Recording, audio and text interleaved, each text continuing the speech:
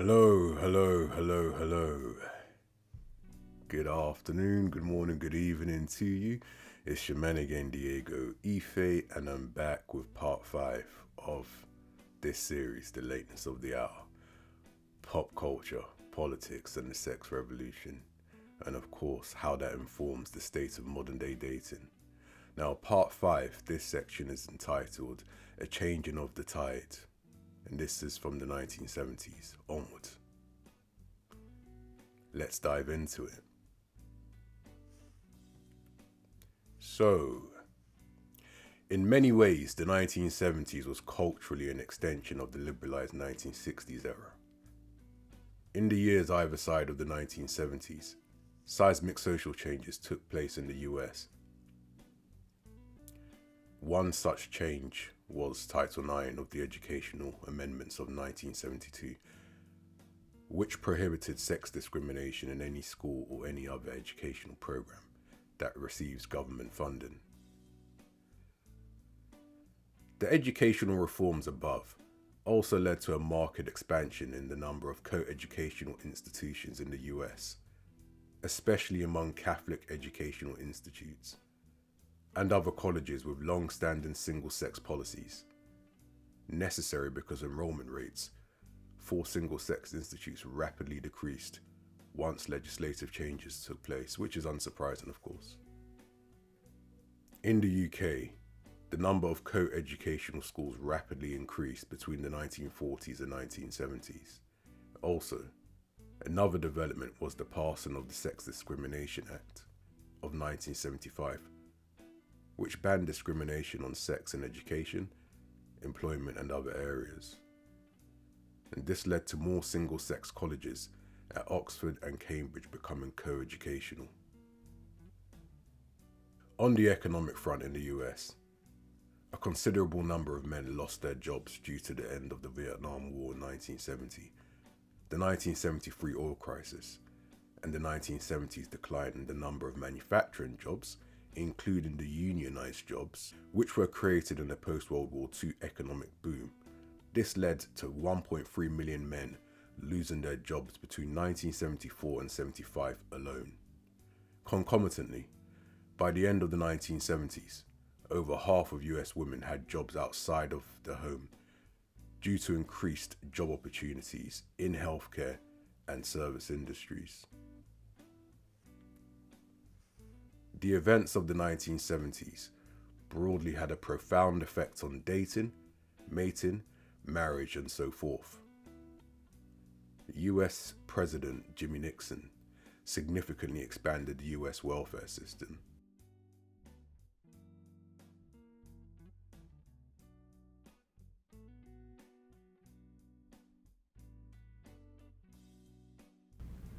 Whether measured by the anguish of the poor themselves or by the drastically mounting burden on the taxpayer, the present welfare system has to be judged a colossal failure. Clip that, put a pin in it, because it's going to be something that we're going to revisit. Our states and cities find themselves sinking in a federal quagmire as caseloads increase, as costs escalate, and as the welfare system stagnates enterprise and perpetuates dependency.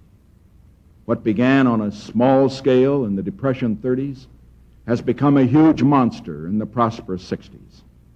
And the tragedy is not only that it is bringing states and cities to the brink of financial disaster, but also that it is failing to meet the elementary human, social, and financial needs of the poor. It breaks up homes.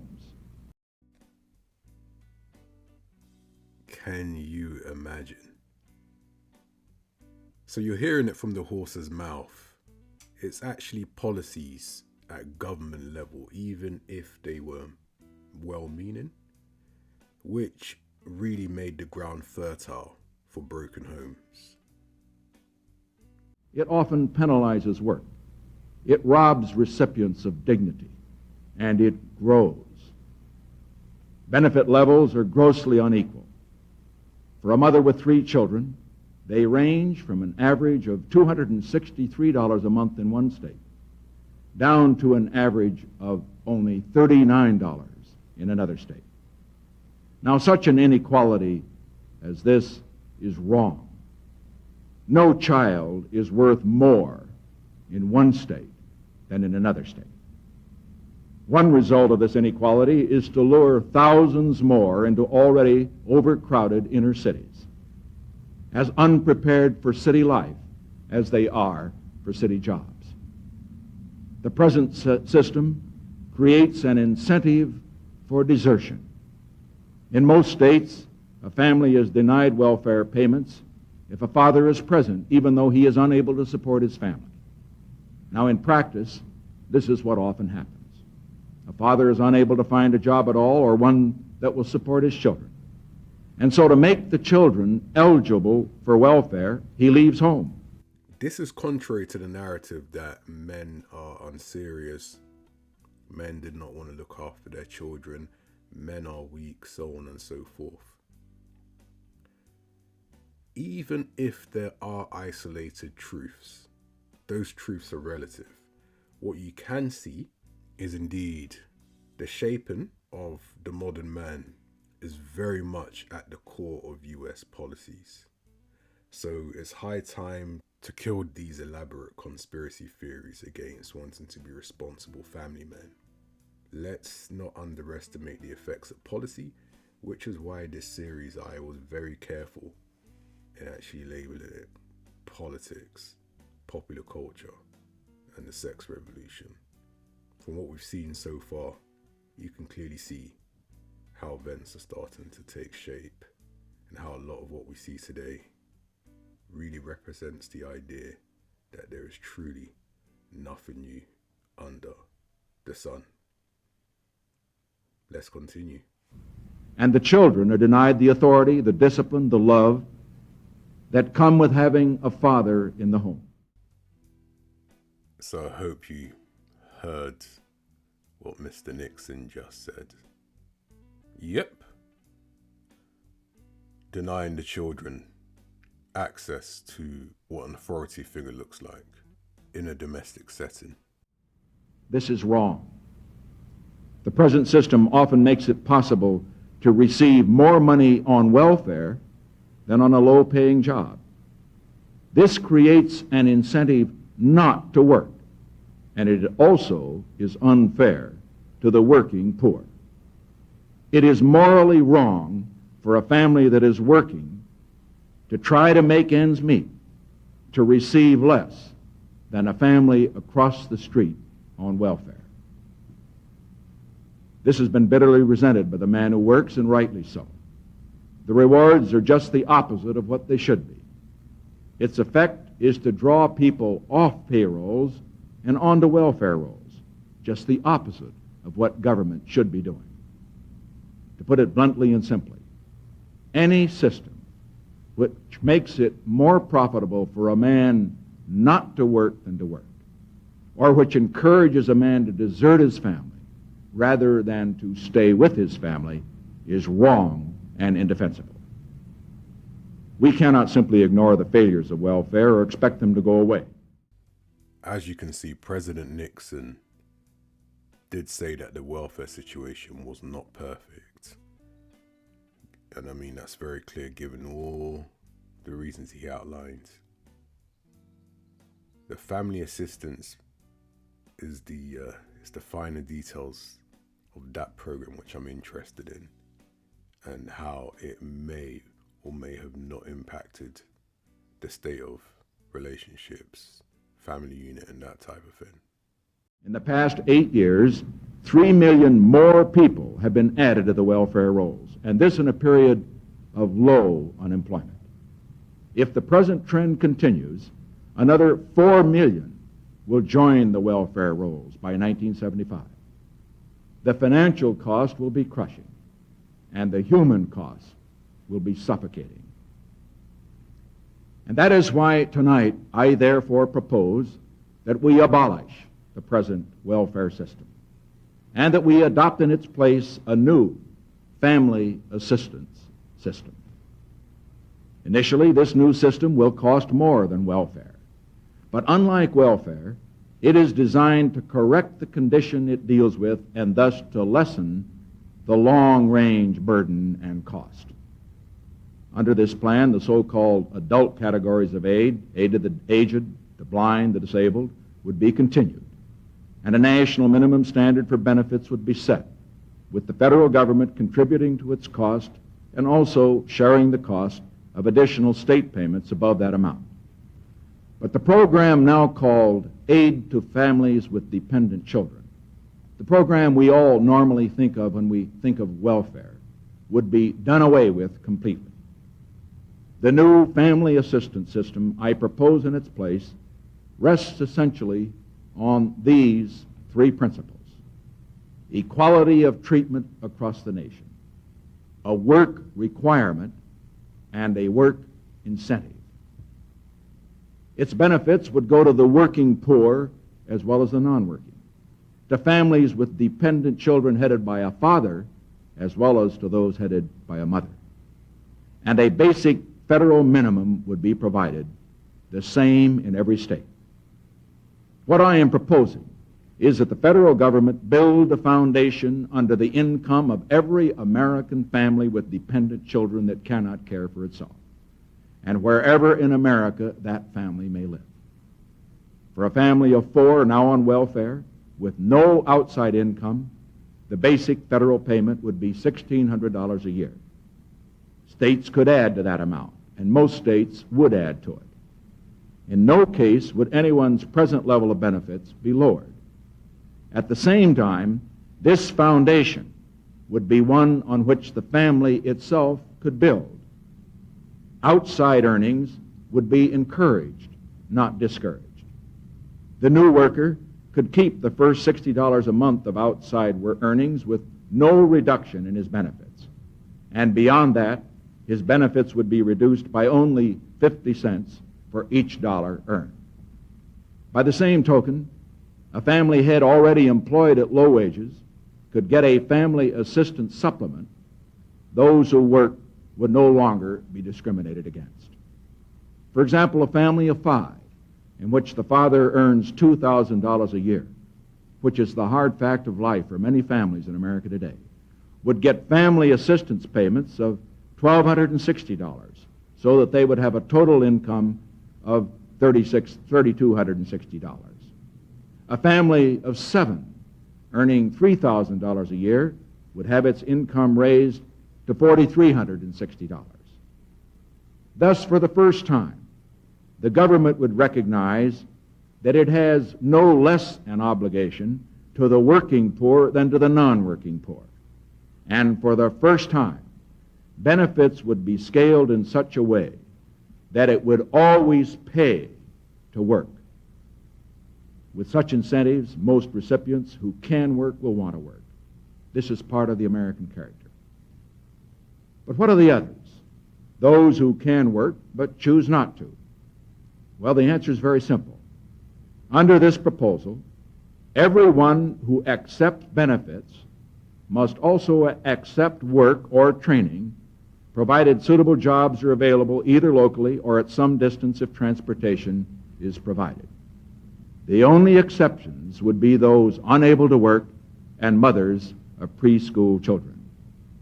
Even mothers of preschool children, however, would have the opportunity to work, because I am also proposing, along with this, a major expansion of daycare centers to make it possible for mothers to take jobs by which they can support themselves and their children. This national floor under incomes for working or dependent families is not a guaranteed income. Under the guaranteed income proposal, everyone would be assured a minimum income, regardless of how much he was capable of earning, regardless of what his need was, regardless of whether or not he was willing to work. Now, during the presidential campaign last year, I opposed such a plan. I oppose it now, and I will continue to oppose it. And this is the reason. A guaranteed income would undermine the incentive to work. The family assistance plan that I propose increases the incentive to work. A guaranteed income establishes a right without any responsibilities. Family assistance recognizes a need and establishes a responsibility. It provides help to those in need, and in turn requires that those who receive help work to the extent of their capabilities. There is no reason why one person should be taxed so that another can choose to live idly.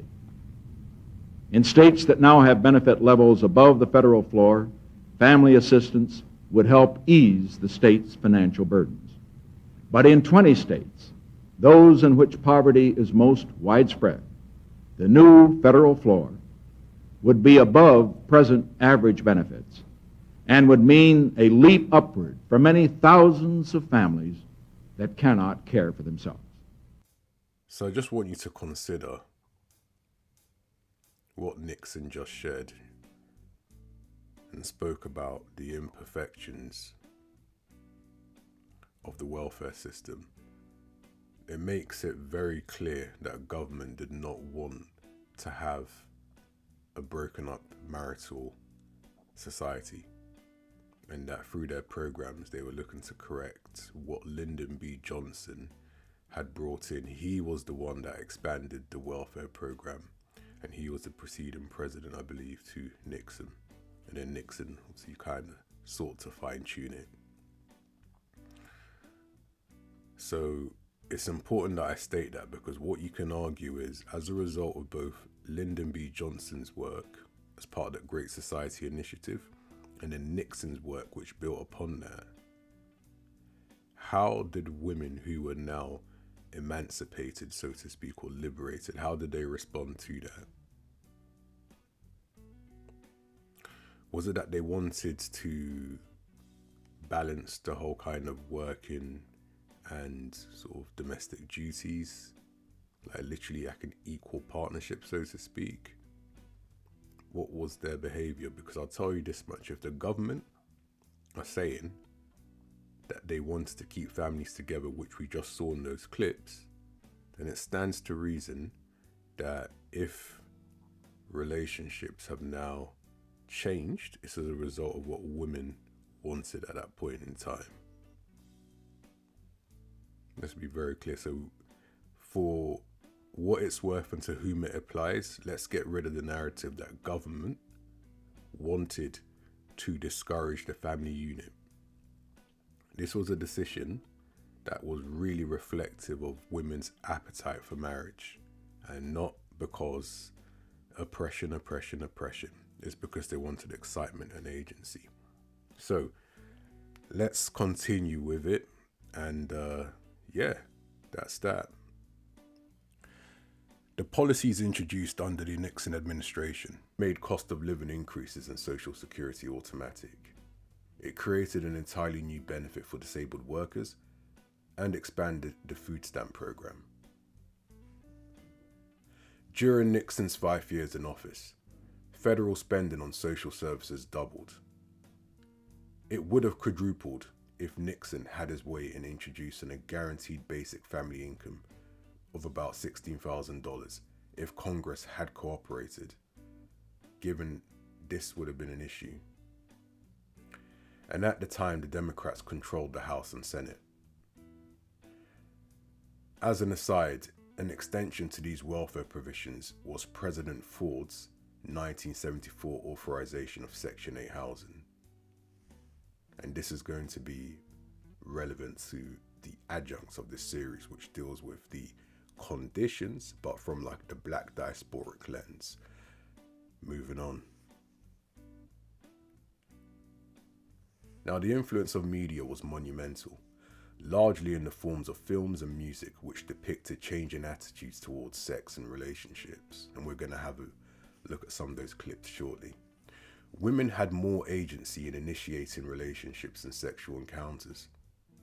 Essentially, this was a case of reality imitating art. And this decade was highly consequential in terms of how it impacted the formation of relationships.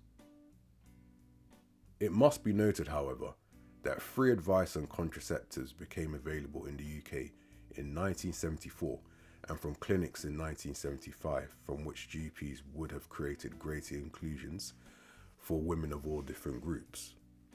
However, its introduction in the mid-1970s meant that the sexual revolution in the UK somewhat occurred over a longer period than that in the US, right? And that might lend credence to this idea that the UK is always 5 years behind the US, but I digress. Look at that, that rhymes. Anyhow, as such, one may consider such social and political changes were expected to happen as society became more modern rather than as a result of a sexual revolution. In the US, former California state governor and then future US President Ronald Reagan admitted he made one of the biggest mistakes of his political life, which would have enduring consequences as far as marriage culture is concerned. Seeking to remove the deceptive practices that were variably deployed for securing fault-based divorces, Reagan signed the nation's first no-fault divorce bill. It is likely that this political move was influenced by his former wife, Jane Wyman's unfair accusation of mental cruelty in order to secure a divorce in 1948. But in a case of perverse irony, no-fault divorce also gutted marriage of its legal power to bind husband and wife. Ultimately, it enabled one spouse to dissolve a marriage for any reason or for no reason at all. In the decade and a half that followed, virtually every state in the Union followed California's lead and enacted a no-fault divorce law of its own. From 1960 to 1980, the divorce rate more than doubled, from 9.2 divorces per 1,000 married women to 22.6 divorces per 1,000 married women. This meant that while less than 20% of couples who married in 1950 ended up divorced, about 50% of couples who married in 1970 did likewise. And approximately half of children born to married parents in the 1970s saw their parents divorce, as compared to only about 11% of those born in the 1950s. And there are many reasons behind the increased divorce rates. Because the law was universally applied, it helped to open the floodgates of unilateral divorce and lent moral legitimacy to the dissolution of marriage.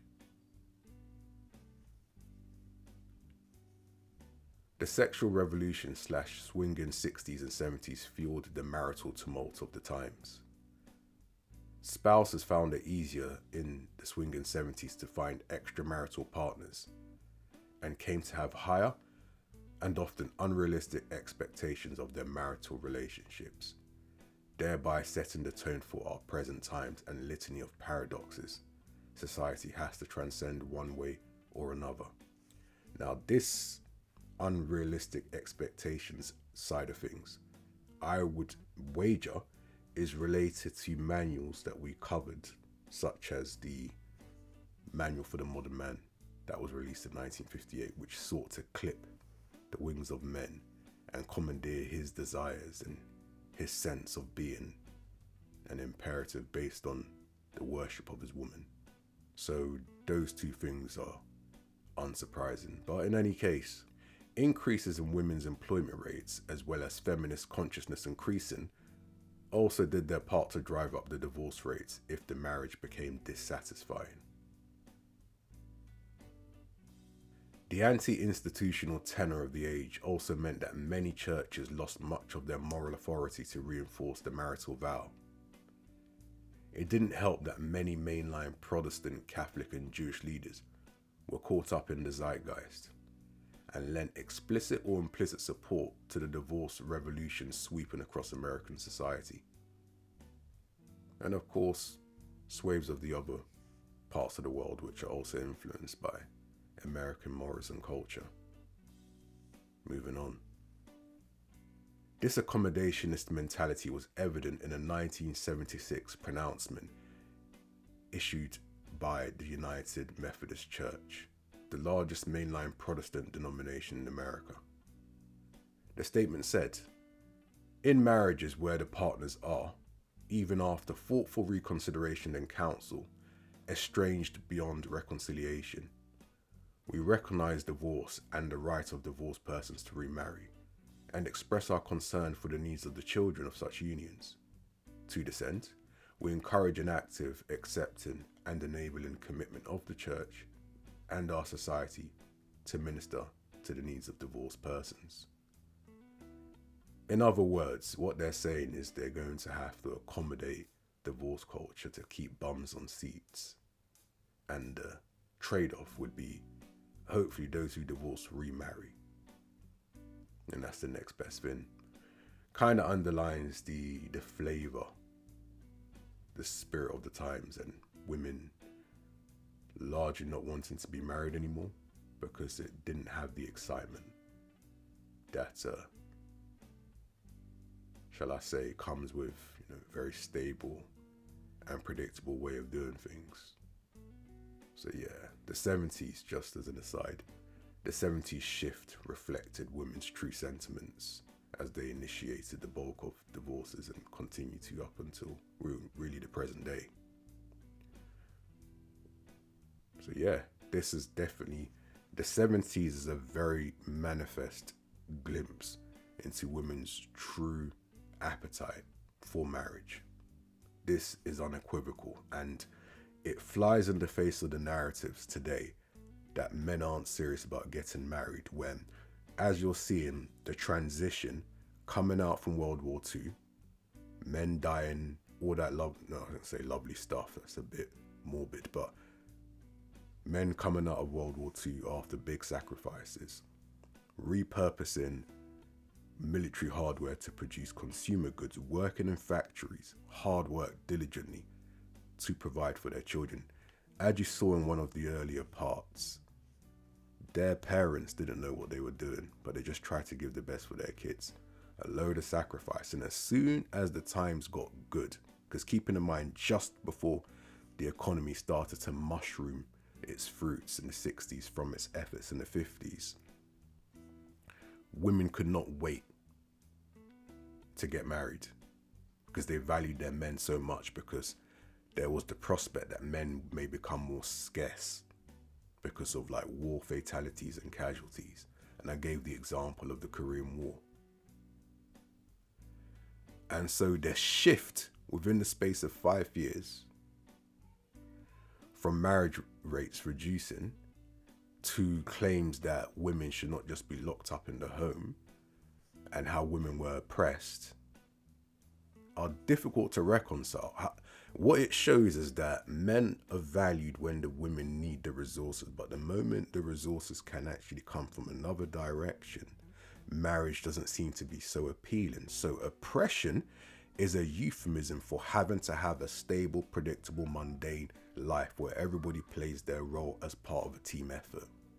And so yeah, just to reinforce and underline, divorce culture is something that women drove for. Keep this in mind, as it's something that's going to be revisited. Moving on. Most importantly, the psychological revolution of the late 60s and 70s, which was itself fueled by a post-war prosperity that allowed people to give it greater attention to non-material concerns, played a key role in reconfiguring men and women's views of marriage and family life. Most importantly, the psychological revolution of the late 60s and 70s, which was itself fueled by a post-war prosperity that allowed people to give greater attention to non-marital concerns, played a key role in reconfiguring men's and women's views of marriage and family life. Now, prior to the late 1960s, Americans were most likely to look at marriage and family through the prisms of duty, obligation, and sacrifice. And of course, we saw evidence of that extensively portrayed in the 1950s in previous clips. A successful, happy home was one in which intimacy was an important good, but by no means the only one in view.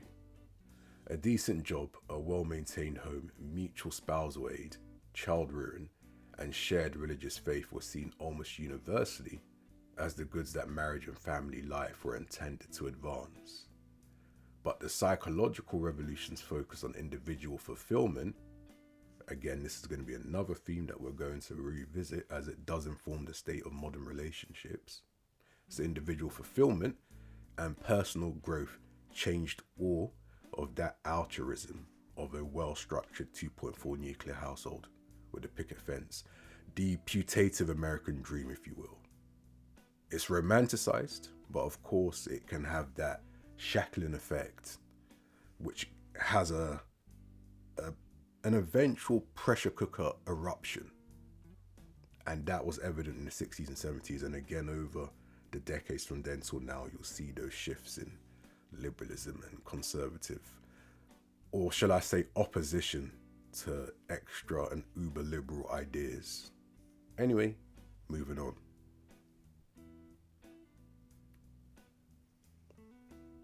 Increasingly, marriage was seen as a vehicle for a self-oriented ethical romance, intimacy, and fulfillment. In this new psychological approach to married life, one's primary obligation was not to one's family, but to oneself. Hence, marital success was not defined by successfully meeting obligations to one's spouse and children, but by a strong sense of subjective happiness in marriage, usually to be found in and through an intense emotional relationship with one's spouse. The 1970s marked the period when, for many Americans, a more institutional model of marriage gave way to the soulmate model of marriage. Now, keep in mind, the idea conceptually of I'm looking for my soulmate, it's a new thing. It's only been 1970s, and it was really part of an idea of encouraging individualism and essentially building an economy that would speak to and really stimulate that individualist spirit. Anyone who has made it a big part of their life to chase their soulmate is on a fool's errand. It's not worth being depressed over. It's not worth walking around miserable. It's better to understand. And just as an aside, this is going to really be something that I'm going to address through the Blind Date Debate show, which has influenced this research. But anyway, let's continue. Soulmate, just keep that in mind. Let's continue. Of course, the soulmate model was much more likely to lead couples to divorce court than was the earlier institutional model of marriage. Now, those who felt they were in unfulfilling marriages also felt obligated to divorce in order to honor the widely spread ethic of expressive individualism. As social historian Barbara Defoe Whitehead has observed of this period, divorce was not only an individual right, but also a psychological resource. The dissolution of marriage offered a chance to make oneself over from the inside out, to refurbish and express the inner self, and to acquire certain valuable psychological assets and competencies, such as initiative, assertiveness, and a stronger and better self-image. So let that marinate. As you can see, some of this ideation is not new. But yet, in this present day and age, especially on social media, people act like it was discovered yesterday. Anyway, moving on. And of course, in everything I've just shared about the emergence of divorce culture, has anyone wondered what happened to the children? In the older institutional model of marriage, divorce could leave an indelible emotional scar on children and would also harm their social and economic futures. Yet under the new soulmate model of marriage, divorce could be an opportunity for growth, and not only for their offspring, but for the divorcee herself or himself. The view was that it could protect the emotional welfare of children by allowing their parents to leave marriages in which they felt unhappy. In 1962, as Whitehead points out in her book, The Divorce Culture, about half of American women agreed with the idea that when there are children in the family, parents should stay together even if they don't get along. But by 1977, only 20% of American women still held this view, which represents a remarkable social transformation. And especially at that point in time, the ripple effects would have definitely been felt then and for the years to come. At the height of the divorce culture in the 1970s, many scholars, therapists, and journalists served as enablers of this kind of thinking. These elites argued that children were resilient in the face of divorce, and that children could easily find male role models to replace absent fathers, and that children would be happier if their parents were able to leave unhappy marriages. In 1979, one prominent scholar wrote in the Journal of Divorce that divorce even held, in quote, growth potential for mothers, as they could enjoy increased personal autonomy, a new sense of competence and control, and the development of better relationships with their children. Quite the sales pitch, eh? And in the 1974 The Courage to Divorce publication, social workers Susan Gentleman and Janet Markovitz argued that boys need not be harmed by the absence of their fathers. When fathers are not available, friends, relatives, teachers, and counselors can provide ample opportunity for youngsters to model themselves after a like-sexed adult. In other words, youngsters to model themselves on adults they share the same gender with. Thus, by the time the 1970s came to a close, many Americans, rich and poor alike, had jettisoned the institutional model of married life that prioritized the welfare of children and which sought to discourage divorce in all but the most dire of circumstances. Instead, they embraced the soulmate model of married life, which prioritized the emotional welfare of adults and gave moral permission to divorce for virtually any reason. Now, we're going to look and ruminate on the divorce culture's consequences in the course of the 1970s and of course beyond. Well over 50 years later, the myth of the good divorce has not stood up well in the face of sustained social scientific inquiry, especially when one considers the welfare of children exposed to their parents' divorces. Since 1974, about 1 million children per year have seen their parents divorce, and children who are exposed to divorce are 2 to 3 times more likely than their peers from intact marital backgrounds to suffer from serious or psychological pathologies. In their book Growing Up with a Single Parent, What Hurts, What Helps, sociologists Sarah McLennan and Gary Sandifer found that 31% of adolescents with divorced parents dropped out of high school, compared to 13% of children from intact families. They also concluded that 33% of adolescent girls whose parents divorced became teen mothers, compared to 11% of boys who come from divorced families end up spending time in prison before the age of 32, compared to 5% of boys who come from intact homes. Research also indicates that marriage is no salve for children wounded by divorce. Indeed, as sociologist Andrew Cherlin notes in his important new book as of 2007 by the way, The Marriage Go Round, children whose parents have remarried do not have higher levels of well-being than children in lone parent families.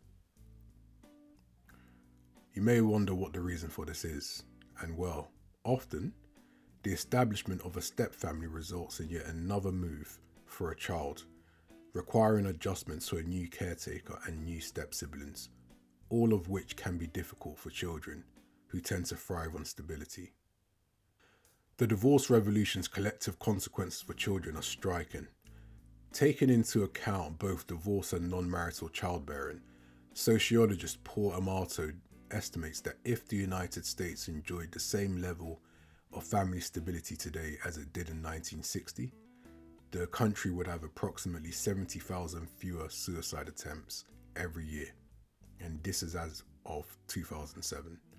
Anyway, the nation would have 750,000 fewer children repeating grades, and 1.2 million less suspensions. Approximately 500,000 fewer acts of teenage delinquency, and about 600,000 fewer kids receiving therapy.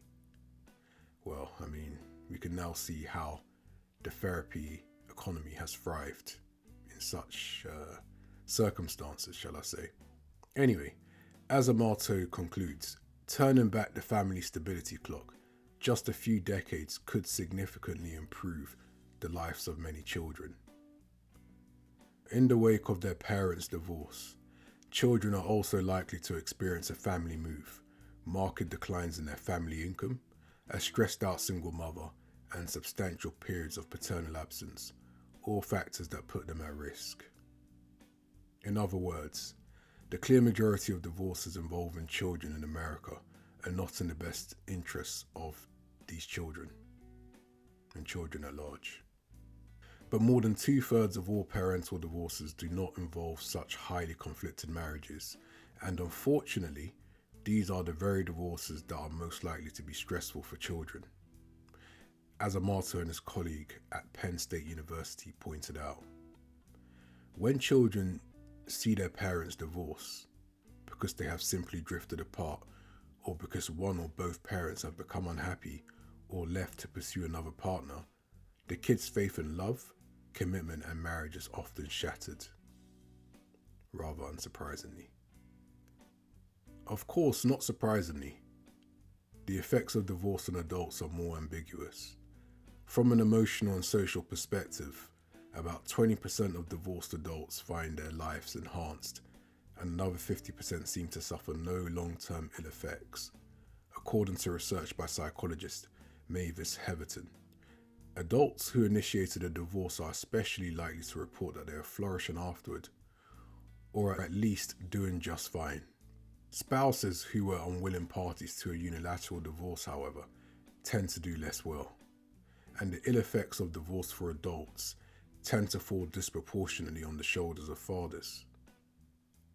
Since approximately 70% of divorces are legally initiated by women, men are more likely than women to be divorced against their will. Keep in mind that these actions go against what the Nixon administration, his predecessor, Lyndon B. Johnson, and his successor, Gerald Ford, wanted. So again, I just need to remind anyone and everyone who's listening that the government and the society wanted some form of conservativeness as far as marriages are concerned, to provide stability for children. But the mothers, or these women, decided that they just weren't marriage minded, and at least not marriage minded for all eternity perhaps, but fixed term period, that type of thing. So anyway, moving on. In many cases, these men have not engaged in egregious marital misconduct, such as abuse, adultery, or substance abuse. They feel mistreated by their ex-wives and by state courts that no longer take into account marital faults when making determinations about child custody, child support, and the division of marital property.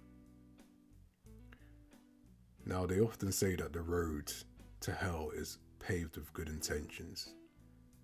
Ronald Reagan, who thought he was doing a noble act by passing the no-fault divorce bill in that 1969-1970 period, set open the floodgates for such legislation to be abused.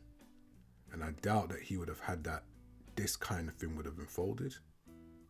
But unfortunately, when you consider mating and dating possibilities, these are the consequences of women wanting a post-marriage society. And so far as we've covered, the evidence stands up to high scrutiny. Emotions don't matter, and especially in the zeitgeist where we no longer have woke culture and feel this obligation to keep quiet because of the potential to be cancelled or to prove unpopular, we can face reality in the cold light of day.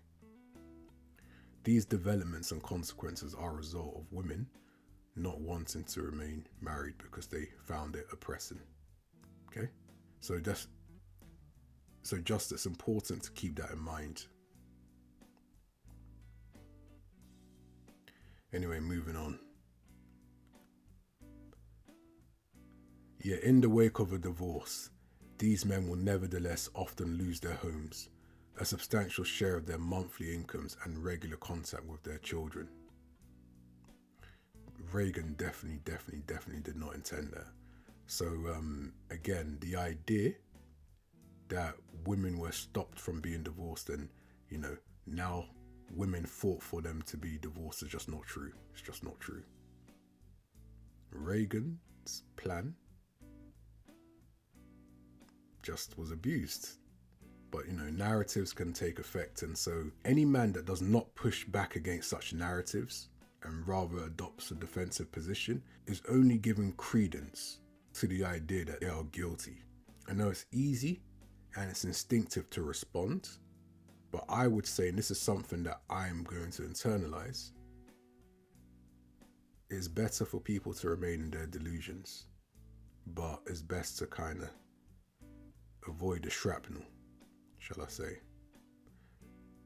Anyhow, for these men and for women caught in similar circumstances, the sting of an unjust divorce can lead to downward emotional spirals, difficulties at work, and serious deteriorations in the quality of their relationships with their children. Looking beyond the direct effects on adults and children, it is also important to note the ways in which widespread divorce has eroded the institution of marriage, particularly its assault on the quality, prevalence, and stability of marriage in American life. In the 1970s, proponents of easy divorce argued that the ready availability of divorce would boost the quality of married life, as abused, unfulfilled, or otherwise unhappy spouses were allowed to leave their marriages. Had they been correct, we would expect to see that Americans' report of marital quality having improved during and after the 1970s. Instead, marital quality fell during the 70s and early 80s. In the early 1970s, 70% of married men and 67% of married women reported being very happy in their marriages. By the early 1980s, however, these figures had fallen to 63% for men and 62% for women. So marital quality dropped even as divorce rates were reaching record highs. Now, what happened? It appears that average marriages suffered during this time, as widespread divorce undermined ordinary couples' faith in marital permanency and their ability to invest financially and emotionally in their marriages, ultimately casting clouds of doubt over their relationships. For instance, one study by economist Betsy Stevenson found that investments in marital partnerships declined in the wake of no-fault divorce laws. Specifically, she found that newlywed couples in states that passed no-fault divorce was about 10% less likely to support a spouse through college or graduate schools and were 6% less likely to have a child together. Ironically then, the widespread availability of easy divorce not only enabled bad marriages to be weeded out, but also made it more difficult for good marriages to take root and flourish.